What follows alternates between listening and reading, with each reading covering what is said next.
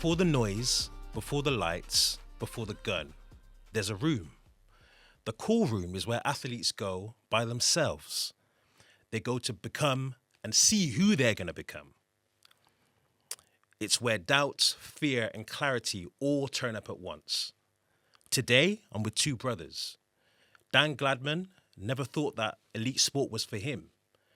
And James was a former athlete, now stands behind Dan as a coach, with passing on all of the knowledge that he's gained over a multitude of years.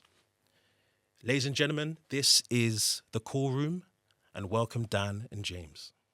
Thank you for having us, man. Thanks, Joe. Lovely intro, yeah. Very good. Appreciate intro. it. Yeah, I wasn't expecting it, but it's, You put me in the call room, man. Like the nerves were coming in. Like I was getting ready. Welcome. good to hear. So, yeah, I'm going to start here. So, obviously, two brothers working together.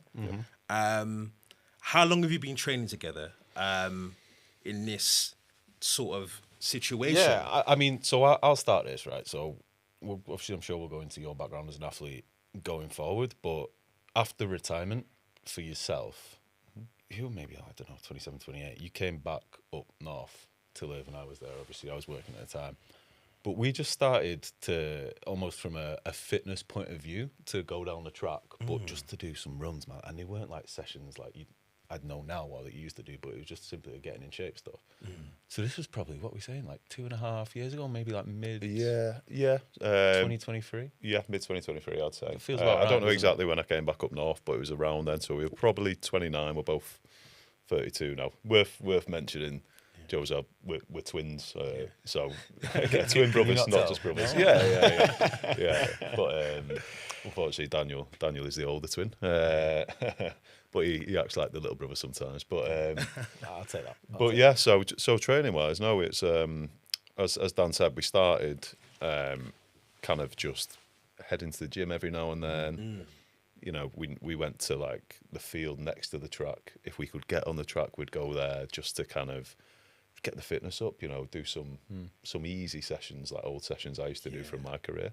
But obviously, you didn't really have the capabilities leg-wise to do any quality runs or that sort of thing. So it was the leg I'm wearing today is the leg I was running. It's an NHS prosthetic. There's no, I'm sure we'll talk about the blades as well at some point, but there's no rebound or spring in this leg at all.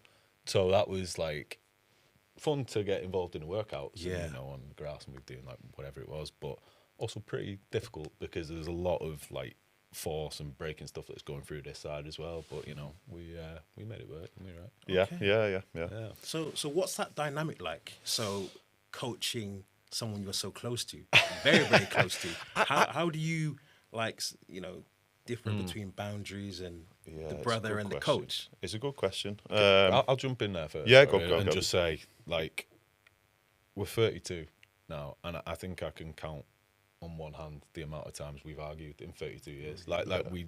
I know siblings and brothers and twins and stuff, they can argue, but we don't. Like, that's never a concern within the training, is like falling out or arguments. Those were some good arguments, though, weren't they? Those ones you could count on. How long have we got?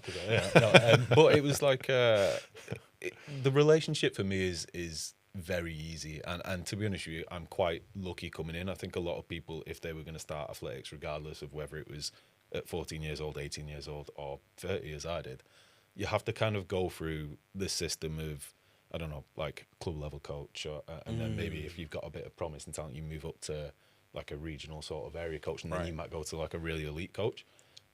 You obviously at the time weren't a coach, but you had been around that elite atmosphere and sphere where I had access to that pretty much immediately. So yeah, I mean, just drinking in the knowledge that you had, we were very like-minded anyway, so it's been a good. But relationship-wise, it's like as Daniel said, like there's never really any disagreements. Mostly just because he just does what I say. No, it's because maybe it's because we're a little bit older and we're more mature. Obviously, Dan's athlete age is still quite young. He's been in the sport for 2 years, really, two and a half years. But you know, if I set him a program, if I set him an exercise, anything, maybe it's because you're a little bit naive to it as well. But there's never an argument. There's never a question. You'll just crack on.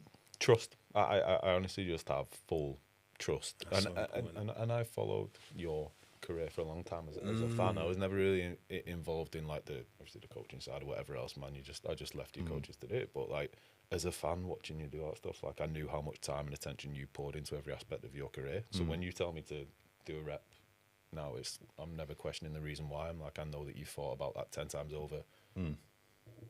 Obviously like your body, my body, genetically identical twins, like you kind of know what made you tick back in a day. It's like a really advantageous position. It's almost a perfect position to be in, you know? And you know what, James, you competed at a very high level. Yeah. When did you look at your brother and think, you know what, this guy is the same DNA as me. This guy can make it. When did that transition happen? It's a great question, and honestly, I would say since Dan started running, it's like the number one question we've had, or in maybe slightly different formats. Everyone says, "Why didn't you start earlier? Why didn't you start earlier?" Because you know genetically you're the same, and you know I had a decent career, and it's not like kind of like siblings who've got like 5 or 6 years apart. Sometimes, you know, I'm sure most elite athletes have got brothers and sisters in some degree, and they're not all amazing athletes. But twins, generally, you're at a genetic advantage in that way that you are very similar. But it's bizarre, and it's something that I don't know whether I can fully answer, or we both fully can answer. But I just never thought about you in the capacity of running. Maybe it was because it was kind of always my thing, and you were happy, you know, when I was younger. I think you form your paths, don't you, as kids, and especially as twins. Like one thing, apart from when we were like babies, we used to get dressed the same. But you know, apart from that, like you get to a point, and then you kind of form your own identities, and you want to go and pursue your different things, right? And we both played football. Growing up, you were always the fast kid, so you kind of got plucked, and you went to Warrington Athletics Club and went from there. Played football, and I was a decent standard, you know, I was a centre mid. I wasn't super quick because of the prospects, but I wasn't obviously one of the slowest. But for me, it was never like that's what you want to go and pursue because you're talented at it. And yes, parasports was kind of a thing, but the opportunity never came. I just found something else. I found UX design, and you know, that's kind of the career that I went into, man. And you form these identities. You were a sprinter, I was doing my own thing, right? Like, yes, maybe there could have been a point earlier where I was like, wait, surely I can do a similar thing and I can get to a good level as well. But I was kind of happy with the path I was on. Yeah. At that point. No, But I mean that's. I will say as well, like, you know, when Dan first asked me to coach him, it was probably start of 2024, would you say? Like, it was, I'd say Jan 2024. We didn't have any idea how far he could take it, or whether he'd even get a blade, or at this point it was this day leg he's on. Yeah. Should we set a program? You know, see how fast I can get, see how fit I can get. Yeah. And you know, I mentioned at the start that I knew genetically he was the same. So there's part of you which thinks he could be quick, but there's a lot of other factors that come into play as well. Right. Years of training, years of learning technique and everything, and strength. And I remember the first session we did together, I gave you like 4 150s, but on like kind of a little hill, like with a little incline, like gravel sort of track almost. And I watched him do his first run, and immediately I thought, he's got it. He's 100% got it. Even in this leg that was kind of giving him nothing, the technique, like the way you moved, the power you were generating from your able side, and that's without stepping foot in a gym or stepping foot on the track. You know, you could just see he had something there straight away. So yeah, I'd never really thought of it until he texted me and said, I fancy giving this athletics thing a go. So yeah, I was going to say, so you never really thought of coaching? No, Really? No, I was opportunity. Yeah, I was very happy not to, really, to an extent. Had you just kind of like departed athletics as a whole? You were ready to go. You were ready to move on. And I dragged you back in. Yeah, honestly, that's pretty much the way it was. I mean, I like to give like a little bit of background about myself. So basically, I was a sprint hurdler for most of my career. You know, raced against Joe once or twice, so we know each other as competitors. Yeah, for sure. But I went to World Junior Championships, European under 23s, came fourth and fifth in both of those. Broke the British record under 20. And then kind of at age 20, had almost like career-ending surgery. And then tried to be a sprinter for a few years, but was kind of never the same and never recovered. And I kind of did all right in sprinting, but just lost a little bit too much from the surgery. And yeah, I can't remember the point. It was so going into coaching basically, yeah, like and then retirement and stuff, man. Like, so literally, I mean, kind of had a better career when I was younger, and then obviously had the surgery. Tried to kind of make a finger sprinting for 4 or 5 years. Knocked it on the head about 26, and I was kind of happy to be out in some ways, because athletics is such a sacrifice, especially when you're in your 20s and late teens. Yeah. And I always kind of, I just thought, let me just get into the normal world for a few years. Right. I gave you a year or two, didn't I, before bringing you back in? Like, it wasn't, Yeah. it wasn't No, listen. By the way, after. I'm happy you've brought me back in though. Yeah, because it is an amazing sport. It's made me realise I actually do have a deep love for athletics. It's a very love-hate thing, especially when you have injuries and maybe your career doesn't pan out the way you want. But yeah, it's funny. You step out into the normal world, and I finished at 26. I got a normal job. Yes. No one cares. No one cares about what you've done. Yeah, just generally, your career. Well, I think if you didn't go to the Olympics, people switch off straight away. It's like the first thing people ask. Did you go to the Olympics? And if you say no, they literally don't care. Straight away. So, Dan, let's talk about classification. So, for people who don't know, tell us about your classification, what it means, and what event you compete in. Man, yeah. So it's known as the T64. T stands for track, and I don't know exactly, but the numbers have like a specific meaning. So 6 might mean lower limb, right? Whereas like 1 might mean visual, impairment, or whatever. And then the 4 is, so you might have like 63, which is, I believe, above knee double amputees. 64, and they all just kind of mean different things. But the category I'm competing in, is the T64. You can have F64 as well, which is field.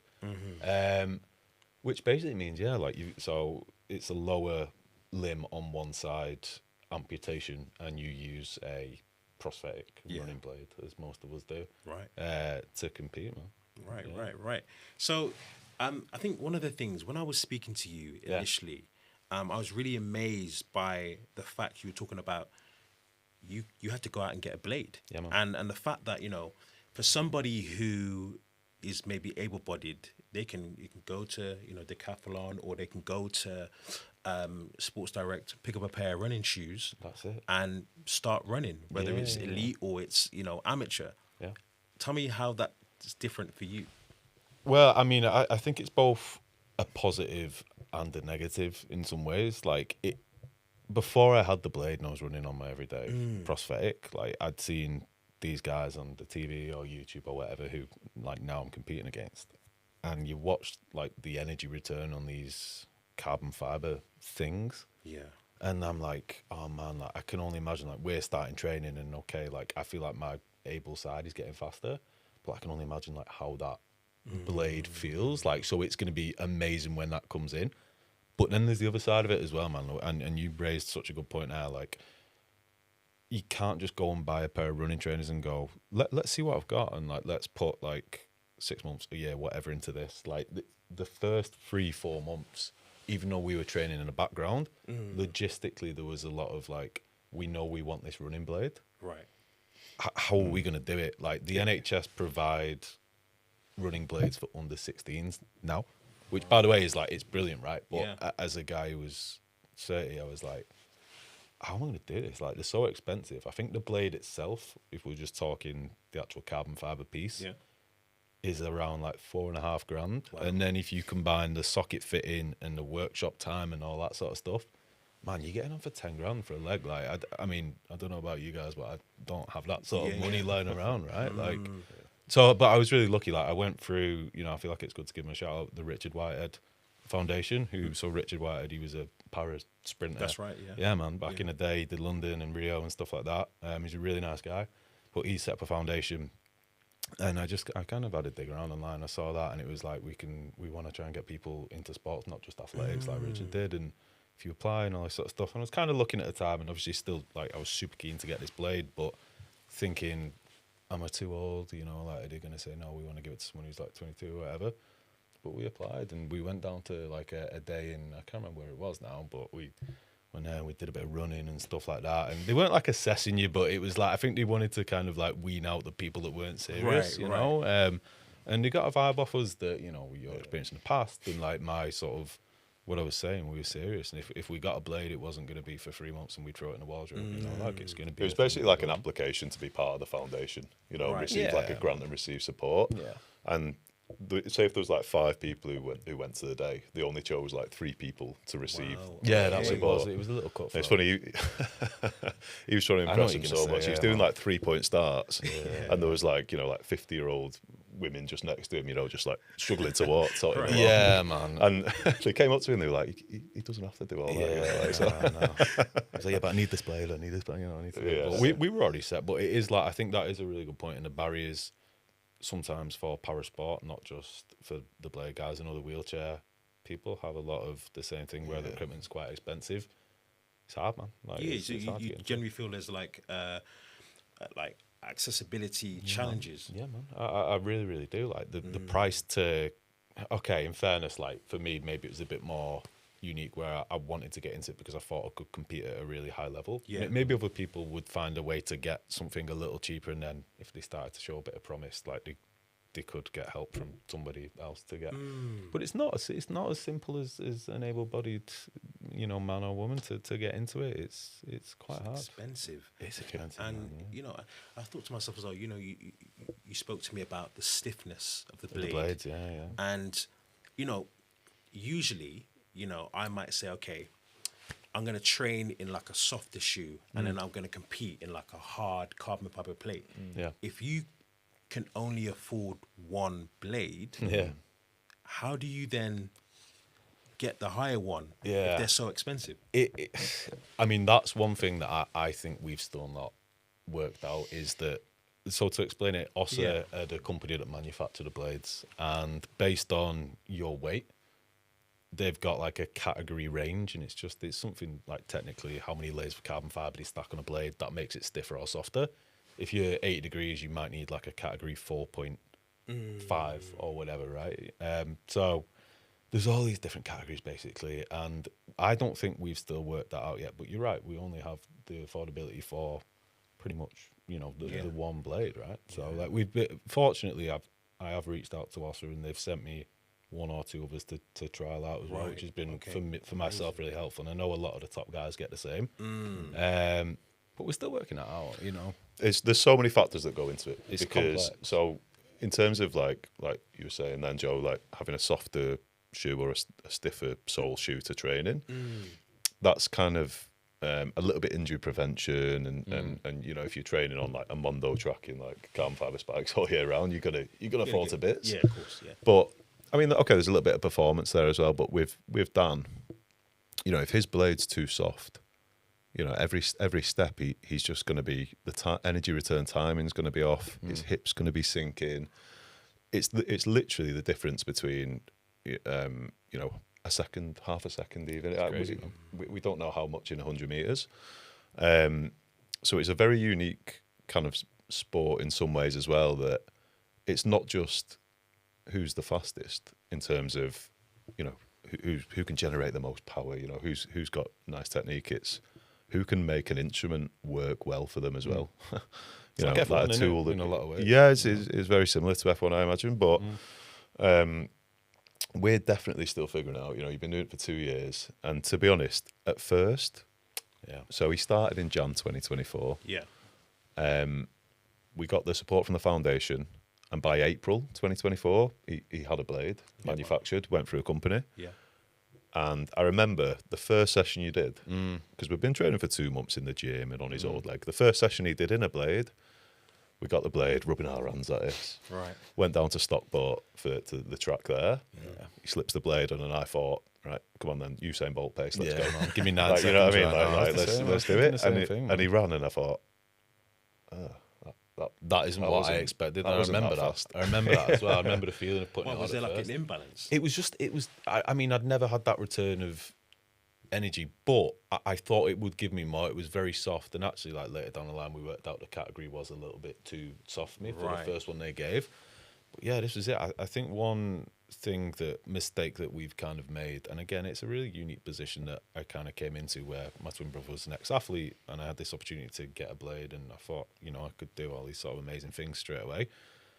But I think that hindered us a lot, man. And even up until this year, I would say, where we were chasing perfection, like you just said, from the first time I put that blade on. It was like, just go. Like so 2024 was Olympic year, Paralympic year. Yeah. It was like, in my own head, in April, naively, I was like, I'm going to win the Paralympics this year. Just give me a blade by April and I'll take care of it. Like, But that's so naive. And we chopped and changed settings so much, man. Like, the analogy that I'd give is like, I don't know, if you're an able-bodied sprinter, like maybe 1 week your coach will tell you to train in a pair of slippers. Okay, you get used to it for a week.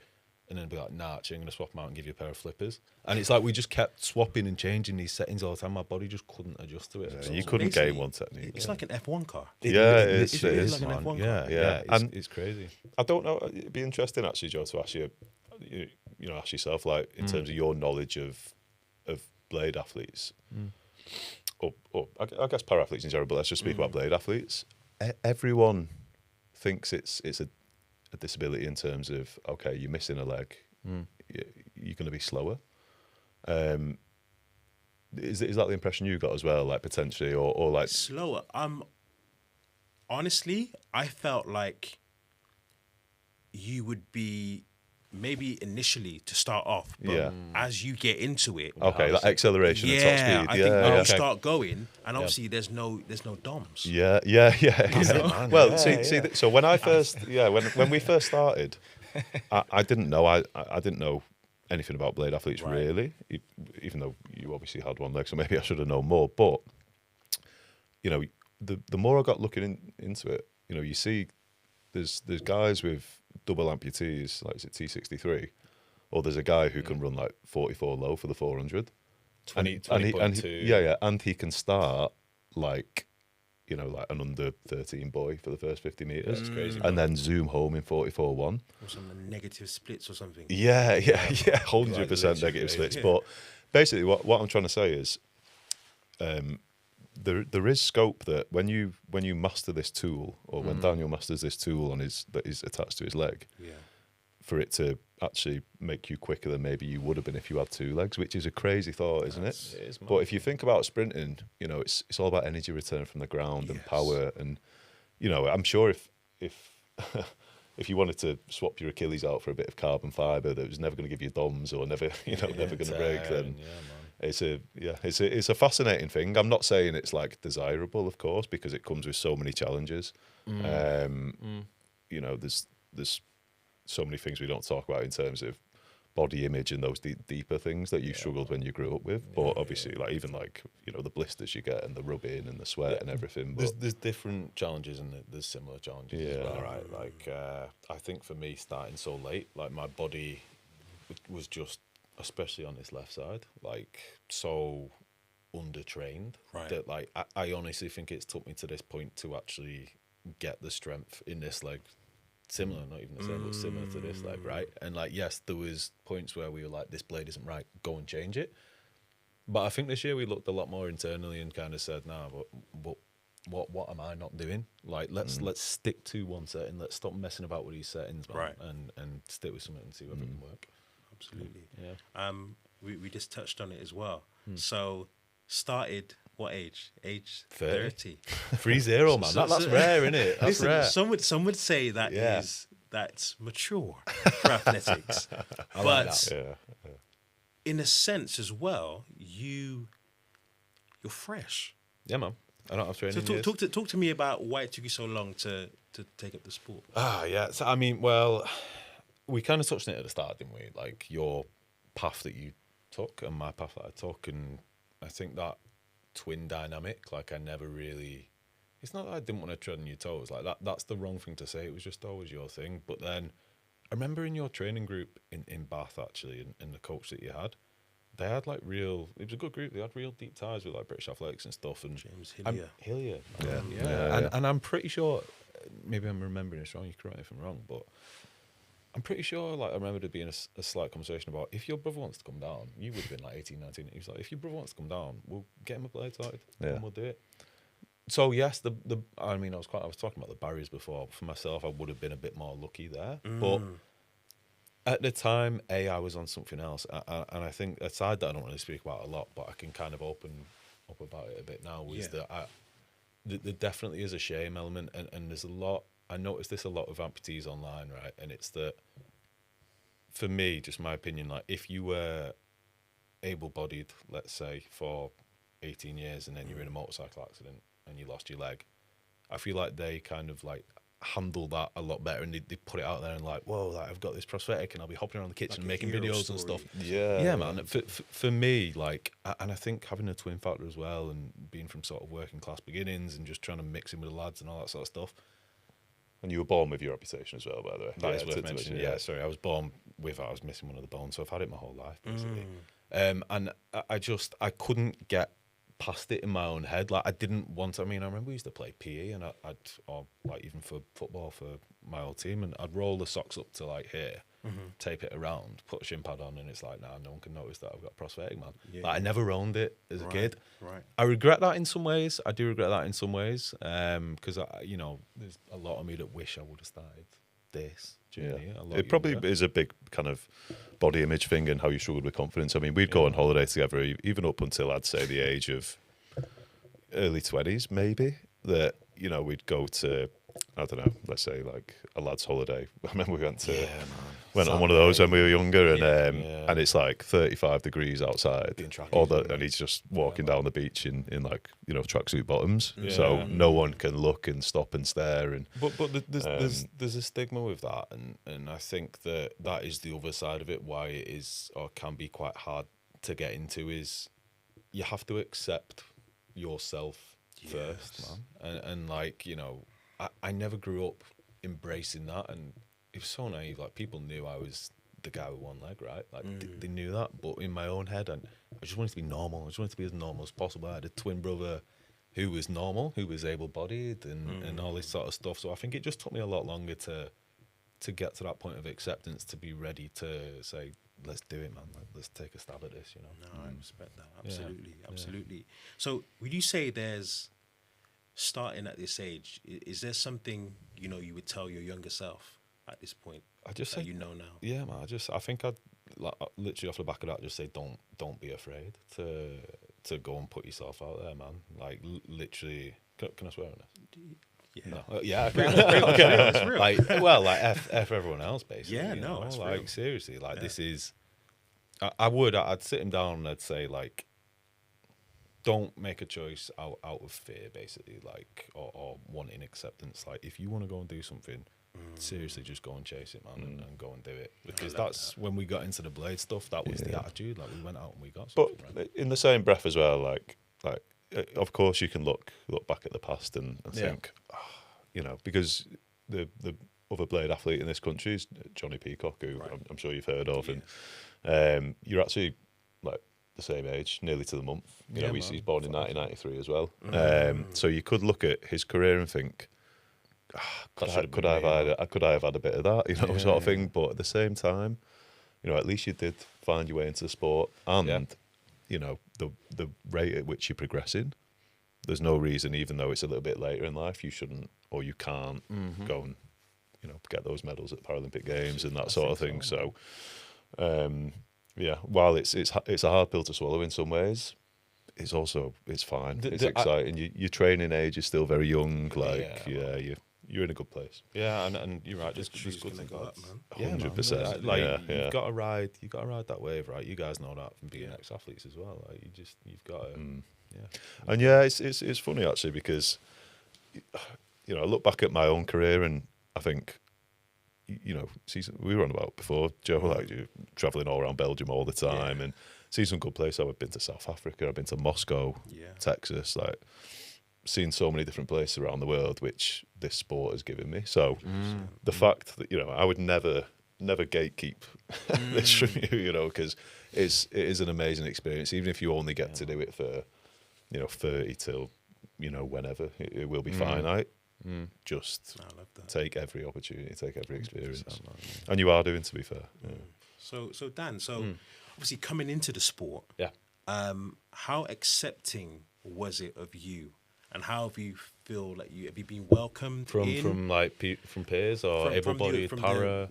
From other athletes? I think so, man. Yeah, like I think I've met a lot of, obviously, like there's probably only 3 or 4 other amputee blade runners, sprinters in the UK, so there's not a big pool. I actually remember the first race that I ever did, and there was another amputee runner. He must have been 17 at the time, Ewan. He's a really good kid, man. He's like 19 now, and if you keep 18, 19, but if he keeps going, he's got a nice future. I remember, like, literally before I was about to go to my first ever race, man, he kind of like, he was younger, 30, and he kind of like turned to me and he said something like, "Oh, you really inspire me, by the way, man." I was like, whoa. I was like, that's the first time that anyone's ever kind of like said that sort of thing to me. So like, there's a thing with, I think, parasports where there's definitely, I can't speak for everybody, you guys maybe can, but there is a good community, of us and peers, and I think you try and help each other out. And a lot of the guys, so when I went to Delhi, I was sharing with a guy, Luke Sanat, who, he won't mind me saying, but he's a bit older. He's in his mid-40s, to be fair, but he got his legs blown off, I think, in Afghan. And but he was just like, so I roomed with him, and he was just the most helpful guy in terms of like, he'd been around the block and he'd been to champs and tell me what to do, and problems with the blade and all that sort of stuff. So I think there's just from a competition standpoint, there's not that like enemy side of things, or at least I've maybe not experienced that yet. Like everyone is pretty helpful and happy to help you progress your journey, man. Yeah, I think so. That's amazing. That's amazing. Yeah. I mean, I agree. To be honest with you, you see it a lot more than me. Obviously, I didn't spend time with you in Delhi and places like that. But I don't know why, but it does feel like a warmer community. I think in the para side of things, for the most part, everyone's helpful. Like it is about competition, and you are trying to win, but like everyone's kind of supportive of each other to an extent. I remember he went to Switzerland in his first season in 2024 to do a race, and obviously, so your amputated side is your left side, so he's got his right's able, and one of his competitors we met out there, who I think he was a little bit quicker than you at the time, I can't remember, but basically his amputation is the way around. So he's got his left leg, but he's missed his right leg, and he basically said, if you ever want to like swap shoes or whatever, if you're missing a few like lefts, then I'll give you mine, sort of thing. So when he gets 7 shoes, he gets both, and it happens to me all the time. You don't need one, you just launch it away, man. Weird. He's a good guy though, Levy Vloe from the Netherlands. Dutch guy. Yeah, he's nice, man. So, question for James. Obviously, you had your career.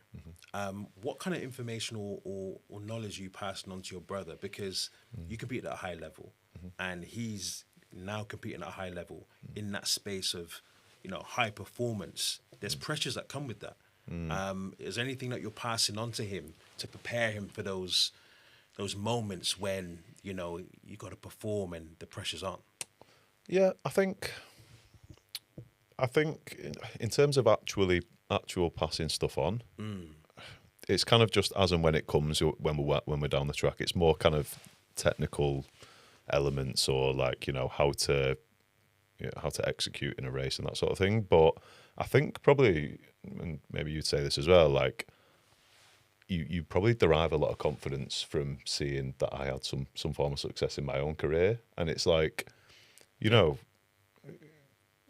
almost all done it to an extent because I've done it, if you know what I mean. Yeah, because we're that close as twins, it's like, I mean, correct me if I'm wrong there. No, I totally agree, man. Like I know, like in my first year, for example, and we spoke about like the high expectations, but that was simply a result of knowing in my own head like how talented as an athlete you were, and the fact you never got to kind of fulfill that out. Yeah, but to be honest as well, like there's still he's come on leaps and bounds obviously in 2 years, but it's funny seeing how like there is still like room for improvement in a way. Yeah. No, it's just honestly like so when you start, most people who start athletics who make it to an elite level, start from a young age. You know, like Daniel touched on it before, but you learn to run young, even if you're not perfect. You learn, your body learns how to coordinate. You know, you start doing drills. You know, at 13, 14. You know, you're doing it 3 times a week, and then as you get a bit older and a bit more elite, you know, you might refine some things technically. Right. But certainly when you get to like an elite training group, they're not telling you how to like do a leg swing or something. You know, you know how to warm up. You know how to do bits and bobs. But with Daniel, because like he played football till he was like 14, but he never did sport at all. Like we mentioned his first race in 2024 when he met Ewan. Like, you know, he'd never even done like an egg and spoon on sports day. Okay. You know what I mean? Like he's like, this was like first race. Yeah. So there are still things that I noticed that, you know, I have to remind myself sometimes he is still new to it, even though the expectations are high because he takes things on so well. Yeah. And he's very gifted as an athlete. It's like, you know, it's like you almost do too much at times as well. So if I say right, give me 30 seconds of this exercise and 30 seconds of that exercise. Most people will give you like 28, 29. Right. You know, ease off, get ready for the next one. You know, he's still going at 31, 32. Love He's that, just like, he's so naive to it in a way, Well, which is good and bad to an extent. yeah, and do you know what I'd say? Like in terms of the coaching advice and stuff that you passed on, like we're always talking about athletics, man. Like you said it before about a deep love for it, and now I compete, obviously the same. But even before, I was a big fan. I used to follow it around and stuff.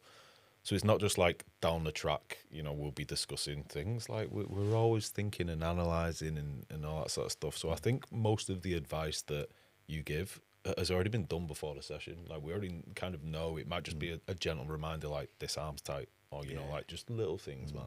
It's never like lifting, you know, in the blocks, lifting my ass up, getting this position and doing it for me. It's you've got quite a relaxed style down the track. I agree, but also to an extent, I think because like recently in training, you know, he's like Daniel mentioned before, we've stuck to one setting on a blade, one stiffness, one whatever, and he's really starting to look good now in the past few months. But so my style of coaching really is I would love to say as little as possible in terms of feedback. So when you do receive feedback, you know it's important, or it can have a more profound effect on you. You know, but it's very easy to slip into as a coach after every run you see. I want this, I want that for the next one, I want this. It's actually so hard to hold back. You got to bite your tongue. Yeah, really do, because especially when it's your brother, because you know there's that personal element there as well, and maybe you care a little more. I don't know, but I will say, in terms of the journey as a coach, like I've certainly learnt a lot, but I think I've had great role models in the past from my own career. You know, I remember, so James Healy we spoke about before, Joe. I worked with James for 8 years, but before James even, I worked with a guy called Don Moss up north in Wigan. And this kind of ties into what I'm saying about Daniel. So I remember, like, that was probably 15, 16, 17, and you know, you're a kid, but you go into training every day, and he used to walk around with this like cane on, you know, like to help him walk, and you just be walking around and feel this cane like sort of tap you on your back, and he'd say posture, you know, stand up straight, posture. And it's like you learn all these little things when you're a young developing athlete that you don't have time to implement for like an elite person. Like I can't imagine like in like Noah Lyles's group, that, you know, his coach is telling him to stand up straight, you know, when he's walking around, you know, it's like he's learned a lot as a kid. So with Daniel, like obviously, or Dan starting at 30, it was very difficult in some ways to amalgamate an elite program, but trying to teach him the real basics of coordination and running and everything. It was like it was it honestly was a difficult job. You know what? The naivety is also a plus. Yeah, Because you know you might go into competition and you're thinking, oh my gosh, I'm in the final, but then you're thinking this is just any race. Yeah, man. This is it's my third race.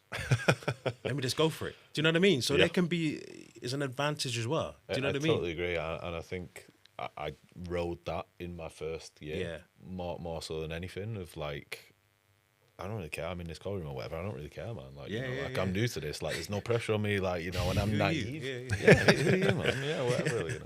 Yeah. You're probably like too. I remember you saying to me you were just like too chatty, if anything. Me in the car And room. like, Yeah. yeah. I was just like, yeah, it was It's a weird. dangerous place. Yeah. What he said to me today, he was like, you know, I remember in his first year, he was kind of, I can't remember which race it was, but like someone was doing high knees, and he's looking, going, oh, he looks good there. You know, like, oh, that's No, really I nice. mean, And then- no. and then, like, So what I was trying to say there, the difference is that I think in my first year, we talk about the naivety is that like, I was kind of just not out of it in call rooms, but I was really confident. And then rolling into my second year, I was a bit more used to seeing what was in, you know, like one in Birmingham and one wherever else, you know, Delhi and all that sort of stuff. But I don't know, I didn't lose the confident edge, but I started to notice like other things that other people were doing. And I was locked in, but I was distracted at the same time, if that makes any sense. But, you know, I remember, I watched your podcast with Andy Turner recently, and he kind of mentioned about call rooms and like some of the presences like Lou Zhang and Robles and all them boys that he's been around, man. And you can kind of tell that these guys have just got an aura. I think for me, my take on that was like, the aura from them is they're not bothered about anyone else. They're not looking at that person, what they're doing, and this person, and it, like you're confident, man. You're confident in yourself. So that's it for this year. So you had that naivety in your first year, Yeah, man. and then probably this last year, like even though you were a lot quicker, Yeah, the people you were racing were maybe quicker than you. that was it. Yeah, the plays in your standard mind. goes up Yeah. a little bit as well. So Yeah. yeah, I'd say so. So let's talk about Delhi. Yeah, man. Yeah, let's go. So you made your first final, your first major final. Yeah, man. Like, talk to me about how that experience was for you. The experience was crazy. I mean, like going out, I didn't expect. Well, it was a goal, but I didn't expect it to actually happen to get like my first like senior vest, I guess, that quickly. So that was an amazing experience, and being around like the people that I was around, and like we said before about para people helping each other. It was a really nice team, a really nice environment. Like I said, I didn't expect it, but I wanted it to happen. And I started the season off, I say we, because obviously we're on a journey together, but started the season off well, like opened up with an 11-1, which kind of from training was expecting that sort of time. Yeah. And then I kept on going, and I think like my fourth race in Stratford was 11-1 as well. But then the race after, I pulled my hamstring, like I tore my hamstring quite bad, man. This was like late June.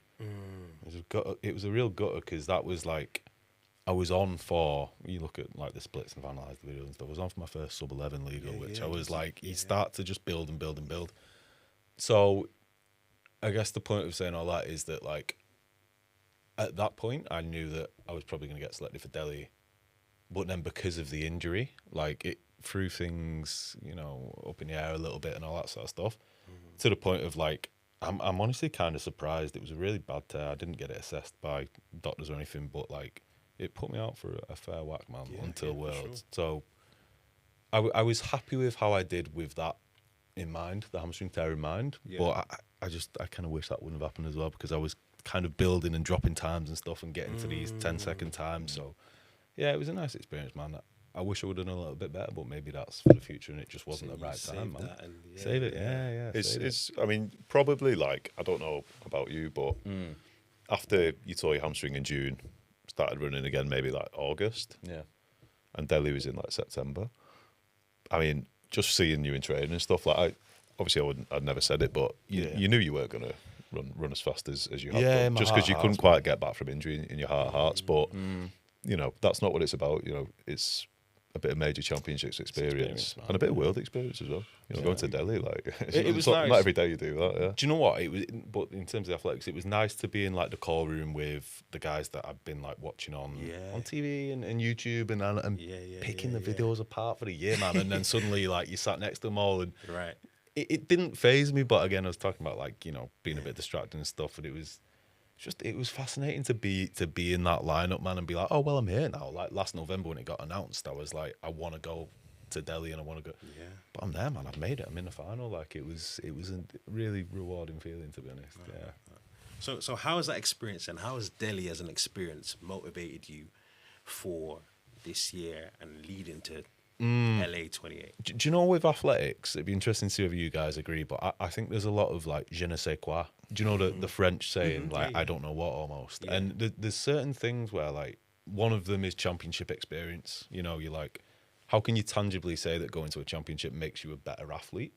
Like, does it? Why does it, right? But, like, for me, it almost, like, puts you on this, like, a higher level that you've got to almost hold yourself to as a standard going throughout. So I think it's helped in that way, man. Like, I've got to the British team level now, and it's like, well, you've got to hold yourself to that standard going forward, right? Yeah. So that's It was kind of easy before that because yeah, no one knew who you were, like in terms of, true. and we kind of liked it that way a little bit, like I think you're probably even on Power of 10 now. Maybe I'm not even down as a coach. Maybe you've not got a coach, but yeah, I did technically. But yeah, you were very under the radar, so completely pressure free, which sounds like a good thing, but at the same time, it's not. Especially when you start sport late, because say if you ran and pressure free and you didn't run great and you didn't have the season you wanted, you might have gone, I'll knock it on the head. It's almost nice to have a bit of pressure now from external sources, and people know who you are, and people are watching, and you fans and support from British Athletics and foundations. So as long as it's not too much pressure, which it's not in this case, it can definitely help you. I'm just trying to ride that wave. I spoke about it before, man, but like, so 2024 1170, 2025 11.1. Like, I'm not saying I'm gonna go off and knock 0.6 of a second off again, which would be like world record pace, but I just want to ride the positivity of what we've been doing for the past 2 years and keeping it going. And if I can drop the times even more and keep being like, who knows what could happen, man. 100%. Yeah. And James, how have you kind of adapted your knowledge and your training to maximize Dan's potential? Yeah, it's definitely taken adapting, because like we mentioned before, many times, genetically, theoretically, you should be able to handle the same training I did / benefit from the types of training I benefited from. So you'd think that's an advantage in some ways, but at the end of the day, we're totally different athletes, mainly because of your disability. So yeah, it's been very difficult. I would say, like, for a long time, we didn't go on curves, like like the bends of the track, Right. because that was mastering the straight was hard enough. You add a curve into it when you have no feeling of anything below the knee down. It's like the forces are just crazy. So you're looking at that and you're thinking, well, how are we going to do longer runs? And you've got to get inventive with it, So whether it was like we did a bit on like the curved treadmill, we'd go on the grass like and do a little bit longer on the straights. Because we just like 590s instead of 3 150s. Yeah, because you do have to get inventive with like speed endurance and stuff. Especially he's okay now, but when he couldn't handle bends, it's like you're wasting your time. The blade, haven't you? Man, I control it. I'd start in lane 6 and end up in lane 8. Like, mostly, like, I just literally just couldn't hack it at all. Like you're right, control is the word. Yeah, it's like you've got this force coming back. If I don't position my body to direct me to go around a curve, like it's just going to throw me off, man, and it's going to start injuring other ankles and all that sort of stuff. Yeah. So yeah, there's been some adaptation 100%. For sure, and as well, like I base a lot of my programs off old coaches I work with. Probably James Hillier. I worked with a guy called Dave Norton in Wales for a little bit, and I've kind of just mixed everything together. Really, know what worked well for me. But you are a little bit older when I was like 21 and running and that sort of thing.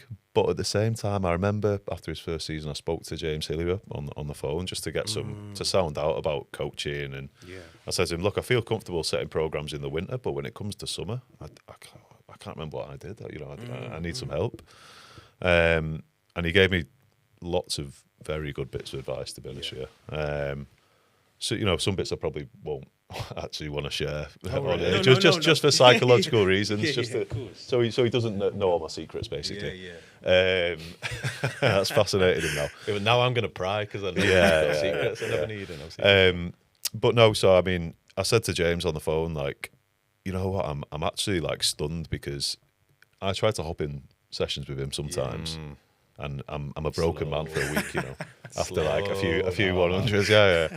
But I said to James on the phone, I was like, he's 30 or maybe even getting on for 31 at that time, but he recovers like an 18-year-old. Like it's crazy. Young training age, man. Young That's training the because difference, like. Fresh. Yeah. And people say like, oh, I didn't start sport till late and blah blah blah, but they actually maybe played rugby, or like went to the gym. Like this, honestly, like you actually didn't do anything. Like your body has been fresh for like 30 years. Like ready to waiting go. to go, man. It's been waiting for the call. Yeah.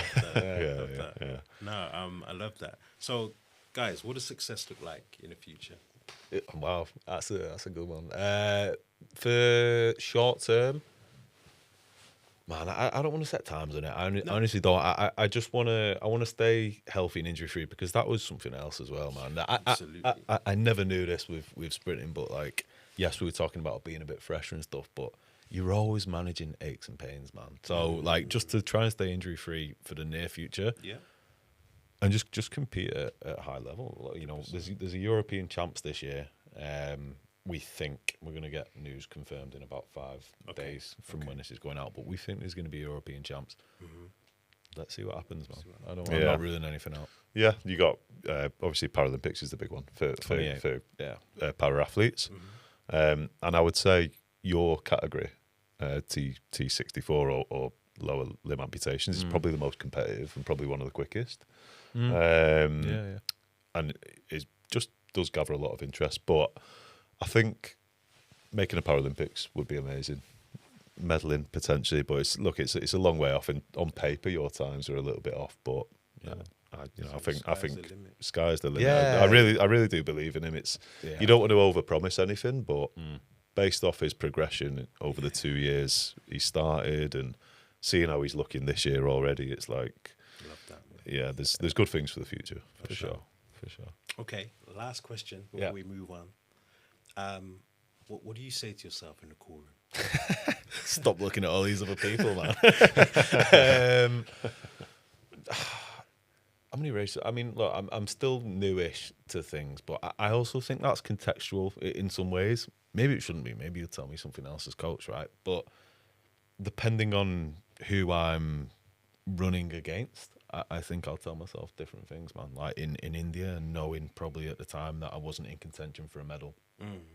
You tell yourself, you try and get yourself up for it, but you tell yourself, But like in that environment, it was more for me just like let's just soak this in and kind of enjoy it, man. That was like I should have been more nervous, but I was kind of relaxed because I got there and it was the last race of the season and all that sort of stuff. But then more confident in an environment where I'm against people that I might know, I'm faster than. So it's different for different environments, I'd say. Yeah. I think I need a word with you. Oh yeah, it's really. Yeah. No. What did you used to say to yourself? Well, yeah, you're not looking at other people like you. Maybe you just worded that wrong, but like you're thinking about execution of the race primarily. Yeah. Well, that's the professional aspect, man. And I'm still young. Yeah, in those years, yeah, it's it almost doesn't matter to it. You can never fully ignore it because you know what race you're in, you know who else is there, but you can't affect it obviously, and that's one of the things you learn very young as an athlete in the sport. It's just you've got your own lane. Go and execute what you want to in your lane, and that's it. So yeah, there you go. Might knock half a second off that. We'll see. Love that. Okay, love that, guys. We're gonna move on quickly. Yeah, I've got time. Yeah, I'm gonna play a few games. Okay, cool. Dan, so I want to know. Yeah. Give me your top 5. I want your top 5 male all-time, any classification. Para-athletes. Man. Top 5 para-athletes. That's a tough one. Can I go blades? You can go blades. Is that all right? Any can I go blades? Any classification. Yeah. So I think Johnny Peacock, you've got to throw there, man. Okay. Like for the London Times, and 2-time Paralympian, like European record, British record, all that sort of stuff. For now, maybe, but nah, he's you've got to give him his flowers there. Yeah. Man. Like he's been there and done it. So I think I put him number one. I'm gonna go. I'm just gonna go Blades, man. Like so, I really like Guiti actually. He's a Costa Rican guy, Sherman Guiti. I like the way he like runs like his style and stuff like that. He uses the blade so well from what I see, man. Third, I'd probably go Richard Brown, who's the current world record holder actually. Like again, I think he was just a powerhouse, man. I've had a few conversations with him on Instagram and he's telling me like the stiffness category he used and stuff like that, and like I think he just had power to him. But he's got the world record still, so you can't look past it. Fourth, I'd have to go probably Felix Strang, who was the Paralympic champion in 2021. And then who am I going to go fifth?